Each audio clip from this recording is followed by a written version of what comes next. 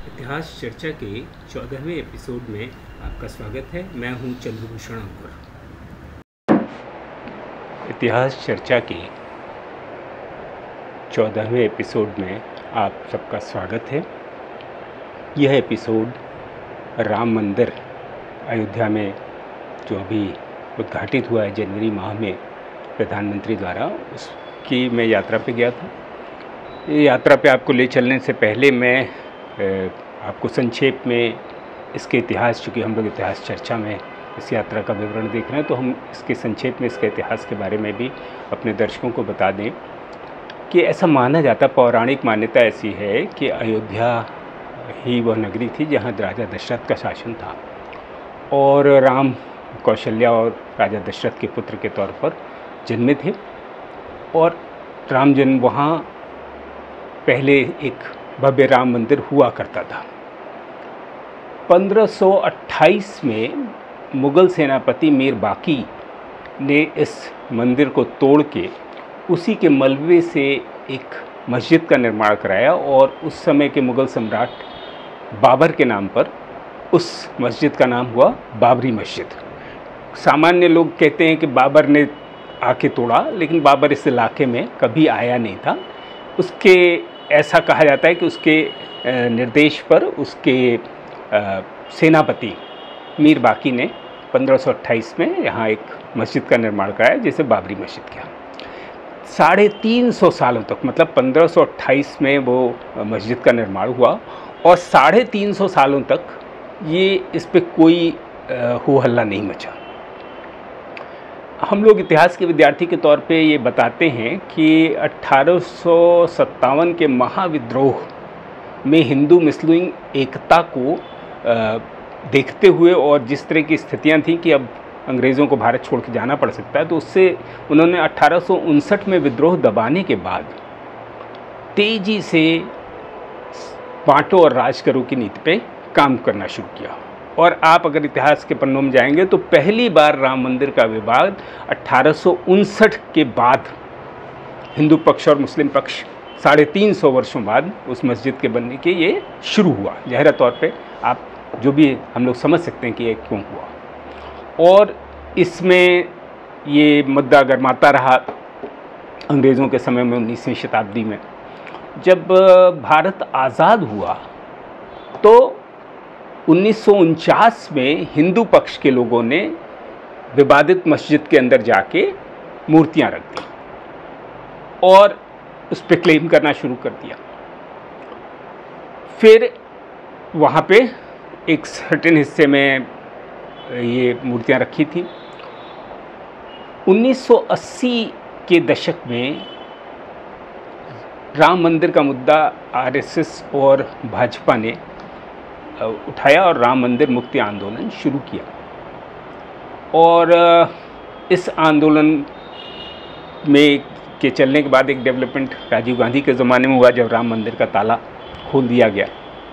और उसके बाद 1992 में 6 दिसंबर को एक बड़ी घटना हुई जब कार सेवकों की भीड़ ने राम मंदिर के लिए बाबरी मस्जिद का विध्वंस कर दिया और बाबरी मस्जिद का अस्तित्व मिट गया 1992 में।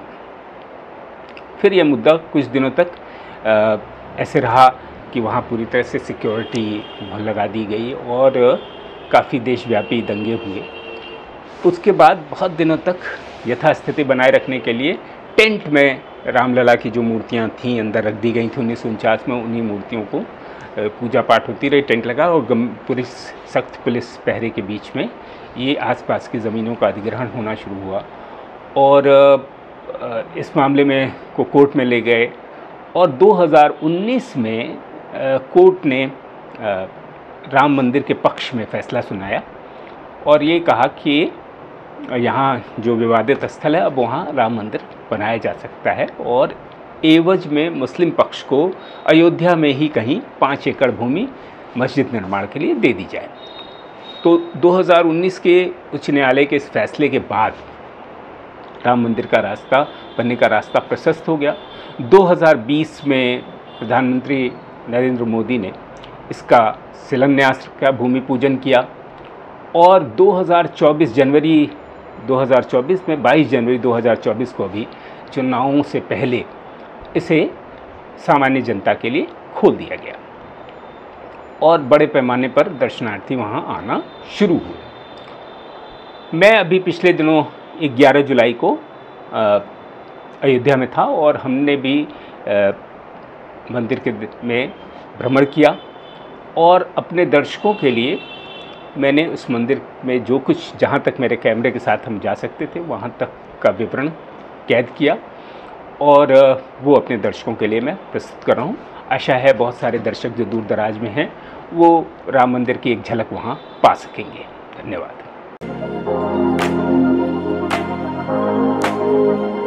हम लोग इस समय अयोध्या में हैं और अयोध्या में राम मंदिर एक मुख्य आकर्षण है हमारे यहाँ आने का। हम लोगों ने जिला चिकित्सालय, जिसे अब श्री राम चिकित्सालय कहा जाता है, उसके बगल से हम लोग जो मुख्य द्वार है जहाँ से दर्शनार्थी प्रवेश करते हैं, वहीं का ये दृश्य है। जैसा कि आप देख सकते हैं वीडियो में कि पहले ये सघन आबादी का क्षेत्र था और इसके दोनों तरफ सघन आबादी है, लेकिन बीच में ये कार्डियो रोड बनाया जा रहा है और एक ख़ास तरह की खास डिज़ाइन की दीवारें बनाकर इसे सुंदरीकृत किया गया है। इस रास्ते को जाने वाले रास्ते पर कई गैलरीज बनाई गई हैं बैरिकेटिंग करके, लेकिन लौटने वाले रास्ते पर जिधर आप देख सकते हैं बहुत सारे लोग लौट रहे होंगे, वो रास्ते पर बैरिकेटिंग नहीं है। अभी एक व्हील चेयर पर आपको एक महिला आती दिख रही हैं। यहाँ पर बुज़ुर्गों के लिए, बीमार लोगों के लिए या किसी तरह की शारीरिक अपंगता के शिकार लोग अगर चाहते हैं तो उनके लिए निःशुल्क व्हील चेयर की सेवा है। और अब आप देख सकते हैं ये दीवारें बीच बीच में, जहाँ मुख्य नगर से दीवारें आती मतलब रास्ते आते हैं, वहाँ पे खुली हुई हैं, बाकी को कवर कर दिया गया है। और इस तरह से इस पूरे पथ को सुंदर बनाने की और चौड़ा सड़क, एक मोटरेबल रोड भी आपको दिख रही है, वो बनाने की कोशिश की गई। पेड़ इक्का दुक्का रह गए हैं इस पूरे सुंदरीकरण में। अभी पूरी तरह से मंदिर के निर्माण में मुझे लगता है कि 2 से 3 साल का वक्त लगेगा और थोड़ा जल्दी इसे खोल दिया गया, जिस भी कारण से खोल दिया गया हो, लेकिन अभी ये पूरी तरह से निर्मित नहीं हुआ है। इसका पूरा स्वरूप, भव्य स्वरूप अभी आ नहीं पाया है। और देखिए बीच बीच में जो खुला है, जो पथ है, कुछ हिस्सा कवर्ड है, कुछ में आपको बीच बीच में ये अभी जो टेम्परेरी ऑफिसेस टाइप के बना दिए जाते हैं वो हैं हम लोगों के। और इस तरह से आप लगभग हम लोगों को पैदल 2 से 300 मीटर चलने पर के बाद पहला चेकअप पॉइंट आएगा। आज दर्शनार्थियों की संख्या कोई बहुत ज़्यादा नहीं है, इसलिए हम लोगों को कोई बाधा नहीं। आप देख रहे हैं जैसा कि पूरी गैलरीज़ खाली हैं और हम लोग को कोई बहुत भीड़ का सामना नहीं करना पड़ा। और अब हम देखिए, जिस बात मैं कह रहा था कि 300-400 मीटर चलने के बाद एक पहला ये सिक्योरिटी चेकअप पॉइंट आया है, जहां आपको सिक्योरिटी से गुज़रना पड़ेगा, आपके सामान की जांच होगी, उसके बाद आप ये जो जांच हो जाएगी, यहाँ पे देखिए फिर बैरिकेटिंग करके उसी इलाके पे कि सीधे आप नहीं सिक्योरिटी पे पहुँचते हैं, बहुत सारी गैलरी से होते हुए, ताकि अगर भीड़ की स्थिति है तो भीड़ को मैनेज करने के लिए ये गैलरीज बनाई गई हैं। और अब इस सिक्योरिटी चेक के बाद आप मुख्य मंदिर परिसर में हम लोग पहुँच चुके हैं। आप देख सकते हैं यहाँ बंदर भी आपको दिखाई दे रहे हैं, कुत्ते भी दिखाई दे रहे हैं। बंदर बड़ी संख्या में हैं और कभी कभी दर्शनार्थियों के पास अगर खाने पीने की चीज़ें हैं तो वो उस खाने पीने की चीज़ों के आकर्षण में उनके पास भी आ जाते हैं और लोग डर जाते हैं।